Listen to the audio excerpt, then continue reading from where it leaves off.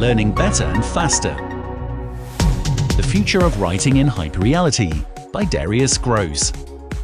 Why you should be using VR and AI. Virtual reality makes a computer-generated world seem like the real thing. These applications have helped to establish the idea of VR as a means for creating a reality that can be perceived as genuine. Hyperreality is said to be the condition in which reality comes to resemble more and more a simulation. Hyperreality's connection to reality is ambiguous. Cognitive capitalism.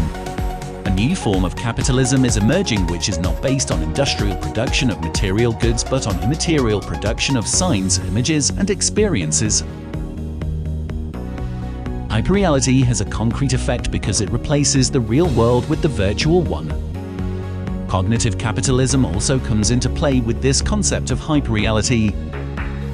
Will this be the future of writers? If you are willing to share some feedback, I would love to know it. Follow MLlearning.AI publication on Medium. It's a state-of-the-art in machine learning.